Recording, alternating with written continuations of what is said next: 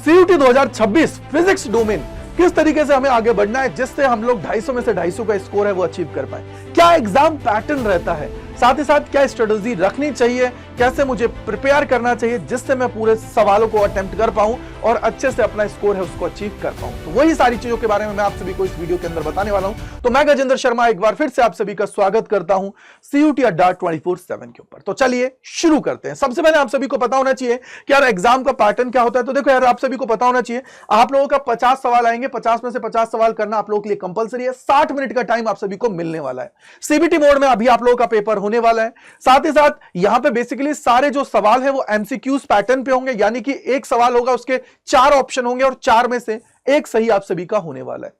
इसके अलावा ये बेसिकली किस पे है, तो इसके अंदर आप लोगों के न्यूमेरिकल्स भी आते हैं, थ्योरेटिकल भी आते हैं, सारी चीजें आप सभी को देखने को मिलती है। अगर मैं फिजिक्स की बात करूं, अगर मैं यहां पे बात करूं टोटल एग्जाम ड्यूरेशन की, तो 60 मिनट आप सभी को मिलने वाला है। वहीं अगर हम लोग देखें कि भैया स्कोरिंग और वो सारी प्रोसेस क्या होती है, तो आप लोगों को सही करने पर 5 नंबर मिलते हैं, गलत करने पर -1 की नेगेटिव मार्किंग होती है और 250 आप लोगों का टोटल होता है। तो ये आपको समझ में आ गया होगा। अगर मैं आगे जाता हूं तो आगे बात कर लेते हैं सिलेबस की। तो सिलेबस की अगर हम लोग बात करें तो यहां पे टोटल आप सभी के 14 चैप्टर हैं। पहले कम्युनिकेशन सिस्टम भी चैप्टर था, लेकिन उसको क्या कर दिया गया, रिमूव कर दिया गया और न्यू एनसीईआरटी के अकॉर्डिंग आप सभी को अपना सिलेबस है उसको कंप्लीट करना है। जहां पे पहले चैप्टर की बात करें तो इलेक्ट्रिकल चार्जेस एंड फील्ड है, दूसरा इलेक्ट्रोस्टैटिक पोटेंशियल एंड कैपेसिटेंस है, थर्ड करंट इलेक्ट्रिसिटी, इसके बाद में मूविंग चार्ज एंड मैग्नेटिज्म है, मैग्नेटिज्म एंड मैटर है, इलेक्ट्रोमैग्नेटिक इंडक्शन है, ऑल्टरनेटिंग करंट है, इलेक्ट्रोमैग्नेटिक वेव है, रे ऑप्टिक्स एंड उसके बाद में आप लोग के ऑप्टिकल इंस्ट्रूमेंट्स हैं, वेव ऑप्टिक्स है, dual nature of radiation and matter है, देन इसके बाद में एटम्स, न्यूक्लियाई और सेमीकंडक्टर है। ये आप लोगों के पूरे चैप्टर्स हैं। अगर मैं इसको आपको डिटेल में देखना है तो डिटेल में देखने के लिए आप लोग क्या करेंगे, सीयूटी की ऑफिशियल वेबसाइट के ऊपर जाएंगे और यहीं देखो होम के पास ही आप लोगों को क्या दे रखा होता है, ये देखो इंफॉर्मेशन आप सभी को दे रखी है। इंफॉर्मेशन के अंदर सिलेबस पे आप लोग क्लिक करेंगे, यहीं आप लोगों को सारे सिलेबस के मिल जाते हैं। आप लोगों को फिजिक्स पे जाना है तो आप देखेंगे कि आप लोगों का यहाँ पे सिलेबस ये रहा पूरा। 2025 है यहाँ पे, अभी 2026 आ जाएगा, डोंट वरी।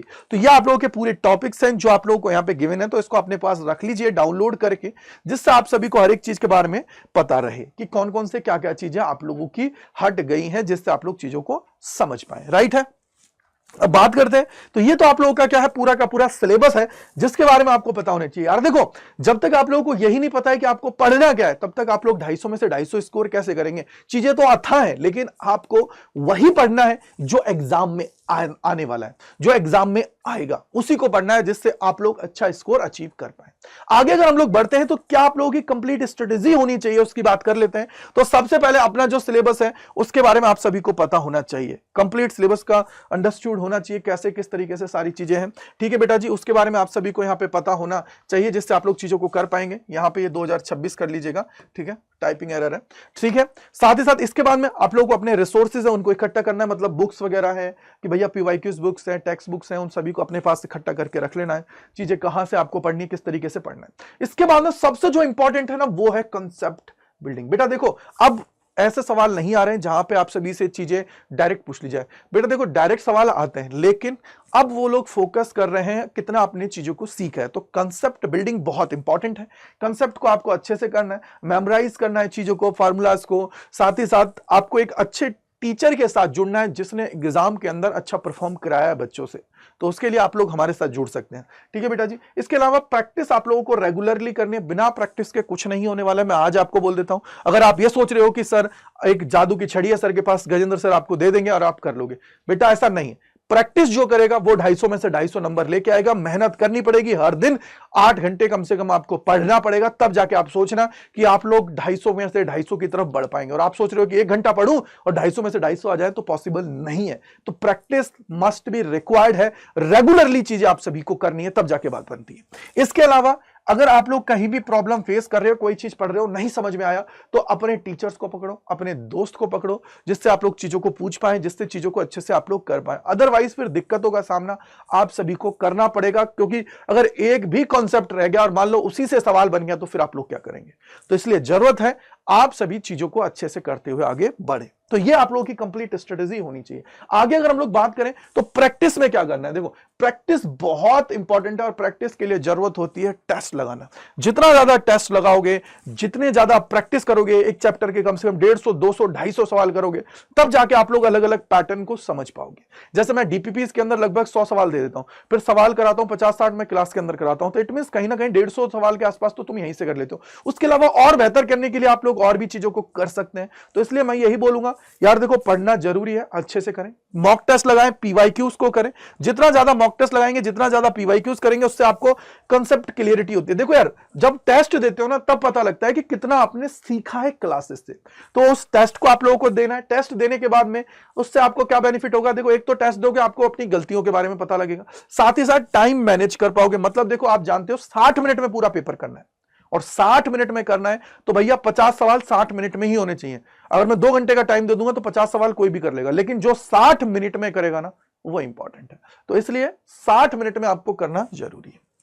इसके बाद में अपनी जो स्ट्रॉन्ग पॉइंट्स हैं और वीक पॉइंट्स हैं, उसको आइडेंटिफाई आप सभी को करना है, तब जाके आप चीजों को कर पाएंगे, अदरवाइज नहीं होगा।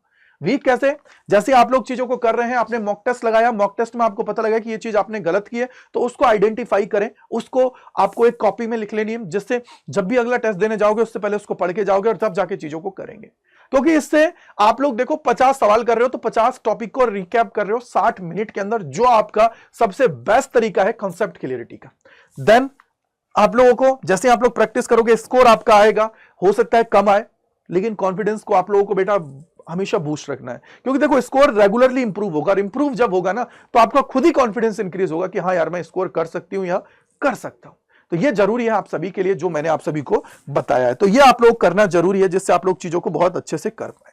मतलब क्या हुआ, सबसे इंपॉर्टेंट आप सभी को सिलेबस देखना है, दूसरा सोर्सेस को इकट्ठा करना है, तीसरा आपको रेगुलरली कॉन्सेप्ट क्लियरिटी होनी चाहिए, चौथा प्रैक्टिस है। प्रैक्टिस कैसे करनी है वो मैंने आप सभी को बता दिया है। पांचवा जो है वो है कि आप लोग अगर किसी भी चीज को मतलब गलत कर रहे हो और आपको लगता है कि मेरे को समझ में नहीं आ रहा है, तो अपने टीचर से पूछो, अपने दोस्तों से पूछो, अपने पड़ोसियों से पूछो, अपने अड़ोसियों से पूछो, सबसे पूछो, लेकिन उसको सही करो। यानी कि कभी भी हेल्प की रिक्वायरमेंट है तो उसको लेना है, ऐसा नहीं करोगे, ठीक है बेटा जी। देन सबसे बड़ी बात, आप लोग ये जो टेलीग्राम चैनल है इसको ज्वाइन कर लीजिए, क्योंकि यहां पे हर चीज आप सभी को प्रोवाइड होता है, पीडीएफ क्लास की यहीं पे आप सभी को मिलेंगी। तो @गजेंद्र सर फिजिक्स इसको ज्वाइन कर लीजिए, जिससे आप सभी को सारी चीजें टाइमली मिल पाए। पूरा गाइड आप सभी को मैं करूंगा, सब कुछ आपके डाउट्स को दूर करने वाला हूं। ज्वाइन कर लीजिए, स्पेशल ये टेलीग्राम ग्रुप है। इसके अलावा अब बहुत सारे बच्चे होंगे कि सर आपने सारी चीजें बता दी हैं, तो पढ़ाई कैसे करें, किस तरीके से करें। तो देखो 2 तरीके हैं, हम आपको YouTube पे भी सारी चीजें कराते हैं, तो आप YouTube से पढ़ सकते हो, लेकिन YouTube पे बहुत सारे डिस्ट्रैक्शंस वगैरह है, जिससे प्रॉब्लम आती है। आप लोग हमारे साथ हमारे प्रीमियम जो बैचेस हैं उनके अंदर जुड़ सकते हो, महापैक के अंदर जुड़ के अपनी तैयारी अच्छे से कर सकते हो। तो उसके लिए जरूरत है ये जो कूपन कोड है Y485, इसको लगा के एनरोल करने की, जिससे आप अपने भाई की गाइडेंस के अंदर आ जाओगे। तो Y485 लगा के आपको एनरोल कर लेना है। कोई भी डाउट, कोई परेशानी है तो gajendra.kumar@adda247.com पे आप लोग मेल कर दीजिएगा। साथ ही साथ इसके अलावा आप टेलीग्राम चैनल ज्वाइन करेंगे तो वहां पे तो आपको सारी चीजें मैं प्रोवाइड ही करने वाला हूं, ठीक है बेटा जी। तो इसको लगा के आप लोग ज्वाइन कर लीजिएगा। अब ज्वाइन कैसे करना है वो मैं आपको बता देता हूं। तो सबसे पहले देखो, आपको adda247 सर्च करना है, पहले लिंक पे क्लिक करना है, इसके अंदर ऑल कोर्सेज पे जाना है, CUET UG एंड PG के ऊपर जाओगे तो यहाँ पे आप आओगे, देखो ये रहा CUET साइंस और महापैक। तो देखो साइंस के ऊपर जाओगे तो यहाँ पे क्या होता है, देखो जितने भी लेटेस्ट बैच आते हैं वो आपको यहाँ पे दिखते हैं, लेकिन मैं बेटा हमेशा आपको एक ही चीज कहता हूं कि महापैक की तरफ जाओ। उससे बेनिफिट ये होता है कि सर जब आपका महापैक आप ले लेते हो तो मल्टीपल बैचेस जितने भी आएंगे वो सारे उसके अंदर मिल जाएंगे फ्री ऑफ कॉस्ट।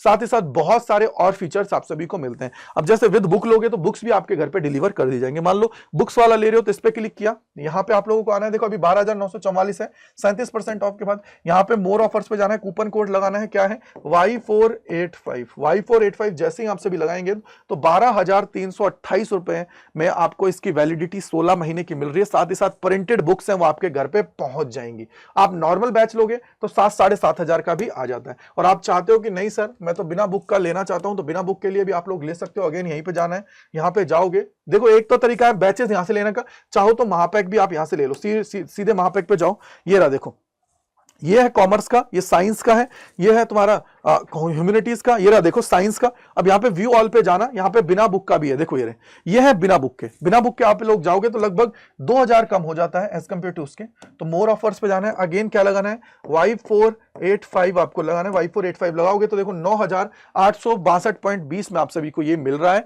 16 महीने की वैलिडिटी के साथ। बस बुक्स आपके घर पे डिलीवर नहीं होंगी। तो Y485 कूपन कोड लगा के इसके अंदर एनरोल करें और अपनी तैयारी अच्छे से करते हुए आगे बढ़े। So thank you and bye bye to all, God bless you, जय हिंद जय भारत। मिलते हैं इस प्रकार के और वीडियोस में CUET अड्डा 24/7 के ऊपर। Bye bye to all.